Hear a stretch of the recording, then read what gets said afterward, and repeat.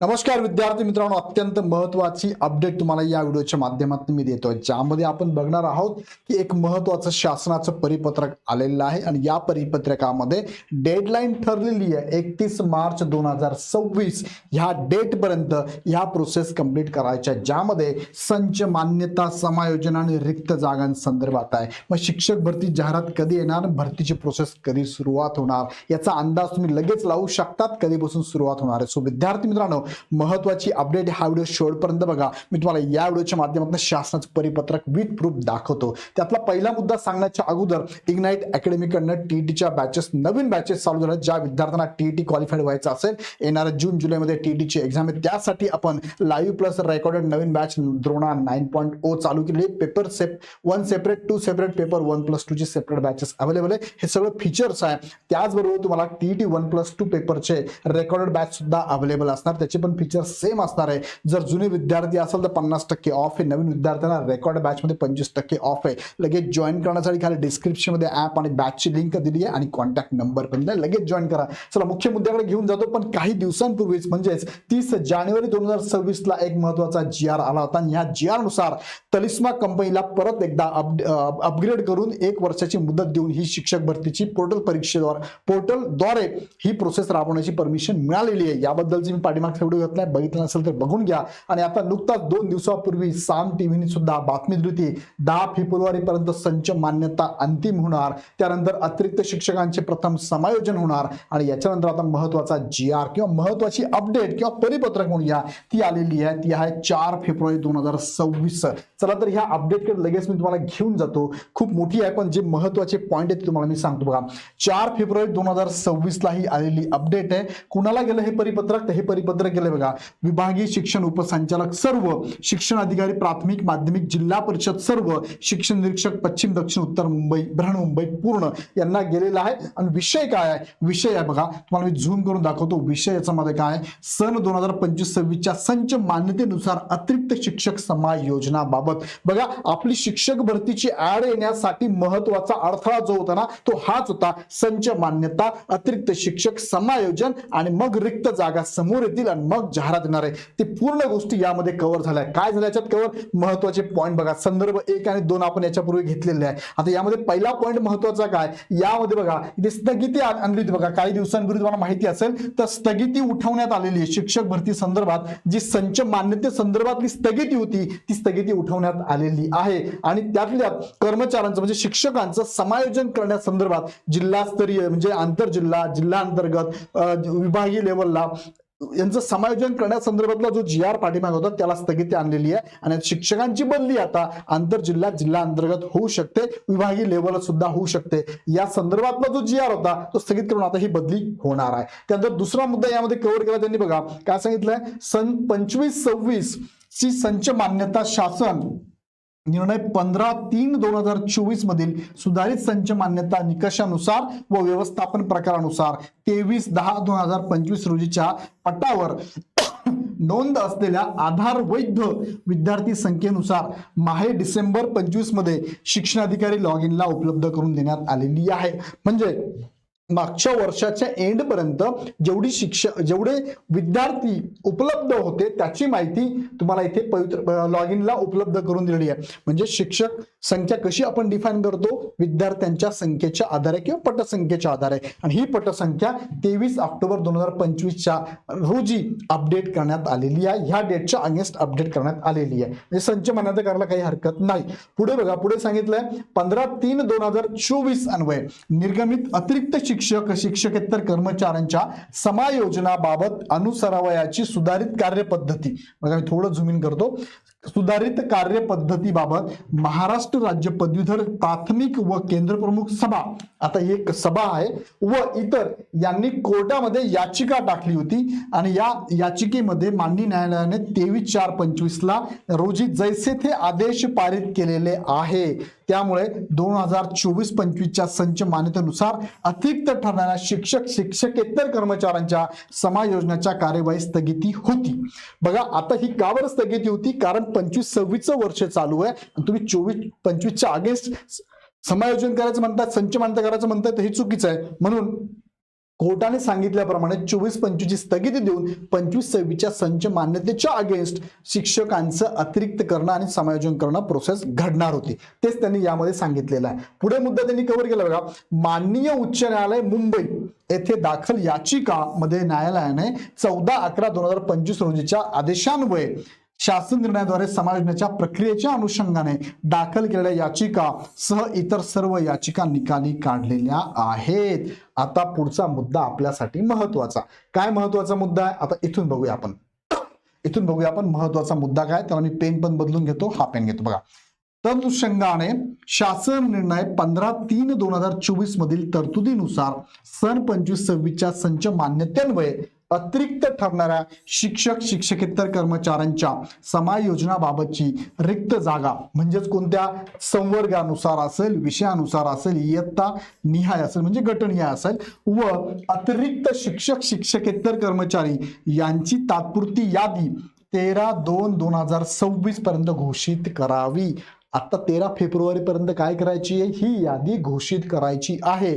कोणती यादी, तर जे समायोजन करण्याचे रिक्त जागा आहे म्हणजे ज्या ज्या संस्थानिहाय किंवा ज्या ज्या आपण म्हणूया शाळेचा विषय घेतला आपण तर झेडपीनुसार, मनपानुसार, नपानुसार ज्या ज्या ठिकाणी जागा रिक्त आहे ती यादी कशानुसार, संवर्ग, विषय, इयत्ता निहाय अतिरिक्त शिक्षक आणि कर्मचारी यांची यादी त्यांनी काय करायची आहे, घोषित करायची की बाबा माझ्या शाळेमध्ये इतिहास विषय शिक्षक हा अतिरिक्त ठरत आहे ह्या या वर्गासाठी, ह्या या गटासाठी, तो ह्या या संवर्गाचा आहे, अशी यादी घोषित करायची किंवा इथे लिस्ट आउट करायची 13 फेब्रुवारी पर्यंत. हा झाला पहिला मुद्दा. मी याला एक मुद्दा येतो, ही झाली 13 फेब्रुवारी ही लिस्ट फायनल करायची. दुसरा मुद्दा काय बघा, सन 24-25च्या संच मान्यतेनुसार अतिरिक्त ठरणाऱ्या शिक्षक शिक्षकेतर कर्मचाऱ्यांच्या समायोजनाबाबत शासन निर्णय 15/3/2024 मधील तरतुदीनुसार अतिरिक्त ठरणाऱ्या शिक्षक शिक्षकेतर कर्मचाऱ्यांच्या समायोजनाबाबतची जिल्हास्तरीय कार्यवाही 3/3/2026 पर्यंत करावी. हा दुसरा मुद्दा आहे. पहिला मुद्दा काय सांगितला त्यांनी, पहिला मुद्दा सांगितला ह्या डेट पर्यंत अतिरिक्त शिक्षकांची माहिती द्यावी.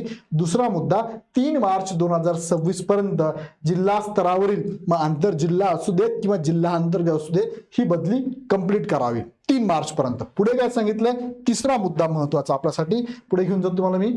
तिसरा मुद्दा बघा, जिल्हा स्तरावरील समायोजनाची कार्यवाही पूर्ण झाल्यानंतर रिक्त जागा, बघा कार्यवाही पूर्ण झाली जिल्हा लेवलची म्हणजे जिल्हा अंतर्गत, आंतर जिल्हा कंप्लीट झाली, पूर्ण झाल्यानंतर रिक्त जागा म्हणजे संवर्ग विषय इयत्ता निहाय व अतिरिक्त शिक्षक शिक्षकेतर कर्मचारी यांची तात्पुरती यादी शिक्षणाधिकारी प्राथमिक माध्यमिक यांनी विभागीय शिक्षण, आता बघा हे काय सांगितलंय तिसरा मुद्दा, विभागीय शिक्षण उपसंचालक कार्यालयास दिनांक 10 मार्च 2026 पूर्वी सादर करावी. हा तिसरा मुद्दा. मग आता तिसरा मुद्दा काय आहे की जर हे तात्पुरती यादी म्हणजे काय, जिल्हा लेवलची समायोजनाची यादी कारवाई पूर्ण झाली त्यानंतरही काही जागा रिक्त आहेत, रिक्त जागा ज्या की अतिरिक्त शिक्षक आहेत त्यांची लिस्ट परत कुठे द्यावी, विभागीय लेवलला 10 मार्च पर्यंत द्यावी. 3 टप्पे झाले. चौथा टप्पा काय बघूया आपण. चौथा टप्पा यांनी काय सांगितलंय, विभागीय शिक्षक उपसंचालक यांनी अनुदान प्रकार व व्यवस्थापन प्रकारानुसार समान असणाऱ्या रिक्त पदावर अतिरिक्त शिक्षक शिक्षकेतर कर्मचारी यांचे विभाग स्तरावर समायोजन प्रक्रिया 25/3/2026 पर्यंत पूर्ण करावी. हा झाला चौथा टप्पा. या चौथ्या टप्प्यात काय होणार आहे, विभागीय लेव्हलला समायोजनाची प्रोसेस कंप्लीट होणार आहे. कंप्लीट झाली. आता जाऊया आपण पुढचा आणि महत्वाचा टप्पा काय बघा. पुढचा आणि महत्वाचा टप्पा काय, तर पुढे त्यांनी सांगितलेली महत्वाची बातमी तुमच्यासाठी बघा. आता यात काय सांगितलंय, उर्वरित हे महत्वाचं, आता इथे पेन मी बदलून घेतो, हे पण महत्वाचं असणार बघा. उर्वरित रिक्त पदांचा तपशील, अतिरिक्त कर्मचारी यादी, रिक्त पदांचा प्रवर्ग, विषय, अनुदानाचा, व्यवस्थापनाचा प्रकारासह संचालनालयास 31/3/2026 रोजी सायंकाळी 5 पर्यंत सादर करावा. म्हणजे 31 मार्च 2026 पर्यंत काय, उर्वरित रिक्त पदांचा तपशील किंवा अतिरिक्त कर्मचारी यादी ह्या दोघंही तुम्हाला इथे सादर करायचं आहे. म्हणजे आता जिल्हास्तरीय, आंतरजिल्हा, जिल्हांतर्गत, विभागीय स्तरावरती समायोजनाची प्रोसेस कंप्लीट झालेली आहे. आता तरी पण काही शिक्षक उरलेले अतिरिक्त आहेत आणि काही जागा ज्या ज्या ठिकाणात हे समायोजन झाल्यानंतर कुठे कुठे जागा रिक्त आहे याची सुद्धा यादी प्रसिद्ध करायची. कधीपर्यंत? 31 मार्च 2026 पर्यंत ही डेडलाईन आपल्यासाठी महत्वाची डेडलाईन आहे. ह्या डेटला आपल्याला काय करणार आहे? ह्या डेटला मी परत मुद्दा वाचतो. काय करणार आहे? उर्वरित रिक्त पदांचा तपशील, रिक्त पद की त्याचा तपशील आणि अतिरिक्त कर्मचारी यांची यादी, मग रिक्त पदांचा प्रवर्ग, विषय, अनुदानाचा, व्यवस्थापनाचा प्रकारासह संचालनाकडे कधी येणार आहे? 31 मार्च पर्यंत संध्याकाळी 5 पर्यंत येणार आहे. हा मुद्दा महत्वाचा आपल्यासाठी. आता हा जरा चौथा मुद्दा पुढे घेऊन जर तुम्हाला मी पुढे सांगितलंय की 3 मार्च 2026 पर्यंत जिल्हा स्तरावरील, बघा आता परत मी हे त्यांनी रिपीट केलेलं आहे. काय रिपीट केलंय? 3 मार्च 2026 पर्यंत जिल्हा स्तरावरील आणि 25/3/2026 पर्यंत विभाग स्तरावरील समायोजन झाल्यानंतर समायोजन झालेल्या शिक्षकांचे, शिक्षकेतर कर्मचारी यांचे वेतन, अनुदान मूळ शाळेतून आहरित केले जाणार नाही याची दक्षता घ्यायला लावलेली आहे. आणि मग पुढे सांगितलंय शिक्षण अधिकारी, माध्यमिक व विभागीय शिक्षण उपसंचालक यांनी 25-26च्या संच मान्यतेनुसार शिक्षक, शिक्षकेतर कर्मचारी समायोजनाची प्रक्रिया उपरोक्त नमूद केलेल्या कालावधीत पूर्ण करून विभागीय शिक्षण उपसंचालक यांनी रिक्त पदांचा तपशील आणि अतिरिक्त कर्मचारी, बघा रिक्त पदांचा तपशील आणि अतिरिक्त कर्मचारी यादी, रिक्त पदांचा प्रवर्ग, विषयानुदान व्यवस्थापनासह प्रकारासह संचालनास सोबत जोडलेल्या नमुन्यामधील तपशिलासह 31/3/2026 पर्यंत सादर करावा. सदर बाब प्राथमिक, माध्यमिक, उच्च माध्यमिक स्तराला लागू आहे. म्हणजे प्रोसेस कंप्लीट झाल्यानंतर रिक्त जागा आणि समायोजन करणारे शिक्षकांची लिस्ट राहिलेल्या त्यांची यादी तुम्हाला 31 मार्च पर्यंत जमा करायला लावलेली आहे. आणि पुढे त्यांनी परत चार्ट दिलाय आपल्यासाठी. तो चार्ट पण महत्वाचा असणार आहे. बघा हा चार्ट जे तुम्हाला मी आतापर्यंत सांगितलं तेच त्यांनी या चार्ट मध्ये सांगितलेलं आहे. काय सांगितलंय परत एकदा नीट लक्षात घ्या. सन 2025 समायोजनाचं वेळापत्रक आहे. पहिलं आहे जिल्हा स्तरावर करायचं आहे. पहिले काय करायचंय? 13 फेब्रुवारी 2026 पर्यंत रिक्त जागा, संवर्ग, विषय, इयत्तानिहाय तात्पुरती यादी घोषित करणे, अतिरिक्त शिक्षक, शिक्षकेतर कर्मचाऱ्यांची तात्पुरती यादी घोषित करणे. कधीपर्यंत? 13 फेब्रुवारी पर्यंत. नंतर 20 फेब्रुवारी 26 पर्यंत त्यांच्यावर काही आक्षेप असेल तर, हरकती असेल तर शिक्षकांनी घ्याव्यात. नंतर 25 तारखेपर्यंत रिक्त जागा व अतिरिक्त कर्मचाऱ्यांची अंतिम यादी घोषित करणे. ही झाली पहिली पद्धत. आणि मग शेवट याच्याकडे यायचं आपल्याला 3 मार्च 2026 पर्यंत समुपदेशनाद्वारे समायोजन कंप्लीट करणे. संपला जिल्हा स्तर. दुसरा काय? हा जिल्हा स्तर झाला, हा विभागीय स्तर. आता बघा विभागीय स्तरावरती काय सांगितलंय तर त्याला पण डेडलाईन त्यांनी दिलेली. बघा विभाग स्तरावरती 6/3/2026 ला, म्हणजे याच्यानंतर 3 दिवसात विभाग स्तरावर यादी सादर करणे. 10 मार्च 2026 पर्यंत विभाग स्तरावरील रिक्त जागा, संवर्ग, विषय, इयत्तानिहाय तसेच अतिरिक्त कर्मचाऱ्यांची तात्पुरती यादी घोषित करणं. 16/3 पर्यंत आक्षेप, हरकती घेणे आणि 20 मार्च 2026 पर्यंत रिक्त जागा, अतिरिक्त कर्मचाऱ्यांची अंतिम यादी घोषित करून 25/3/2026 पर्यंत समुपदेशनाद्वारे समायोजन करणे विभाग स्तरावरती. आणि मग राज्य स्तरावरती लिस्ट प्रकाशित करायची. कोणती लिस्ट आहे? 31/3/2026 पर्यंत राज्य स्तरावरती यादी सादर करणे. ह्या यादीत 2 असणार आहे. एक म्हणजे राहिलेले अतिरिक्त शिक्षकांची यादी, राहिलेल्या अतिरिक्त शिक्षकांची यादी, कोणते अतिरिक्त शिक्षक ज्यांचं समायोजन राहिलेलं आहे आणि रिक्त जागा कुठे कुठे कशा आहेत त्याची यादी. साहजिक या समायोजनानंतर रिक्त जागा आपल्याला काढता येतील. किती किती आहेत त्या प्रवर्गानुसार, व्यवस्थापनानुसार, गटनिहाय, विषयानुसार काढता येतील आणि अतिरिक्त शिक्षक पण आपल्या हातात असतील. सो यानुसार हे सगळं तुम्हाला 31/3/2026 पर्यंत कंप्लीट करायचं आहे. सो ही चांगली बातमी सगळ्यांसाठी आहे. आता हे परिपत्रक गेलेलं आहे. हे परिपत्रक कुणासाठी गेलेलं आहे? बघा हे परिपत्रक सगळ्याच झडपीला गेलेलं आहे, सगळ्याच डिपार्टमेंटला गेलेलं आहे. त्यामध्ये कोणी पाठवलंय तर स्वाक्षरी बघा कोणाची आहे? शरद गोसावी, शिक्षण संचालक, प्राथमिक व शिक्षण संचालनालय पुणे आणि महेश पालकर, शिक्षक संचालक, माध्यमिक व उच्च माध्यमिक यांनी पाठवलेलं महत्वाचं लेटर आहे. आता मला सांगा ही न्यूज वाचून तुम्हाला काय वाटलं? ही न्यूज ऐकून तुम्हाला काय वाटलं? तर ही महत्वाची, अत्यंत महत्वाची न्यूज सर्वांसाठी. याची पीडीएफ मी तुम्हाला पाठवून देईल किंवा याचे स्क्रीनशॉट तुम्ही घेऊ शकता. आपल्या टेलिग्राम चॅनलला पण पीडीएफ मी पाठवून देतो किंवा आमच्या टीमला कॉल करा, तुम्हाला पर्सनली पीडीएफ पाठवून देतील. सो विद्यार्थी मित्रांनो, तुम्हाला मी आता सांगली महत्वाची अपडेट होती. पहिलं तुम्हाला सांगितलं जिल्हा स्तरावरती समायोजन होणार आहे, नंतर विभाग स्तरावर समायोजन होणार आहे, नंतर राहिलेल्या समायोजनाच्या रिक्त शिक्षकांची यादी आणि रिक्त जागा 31/3/2026 पर्यंत आपल्या समोर येणार आहे.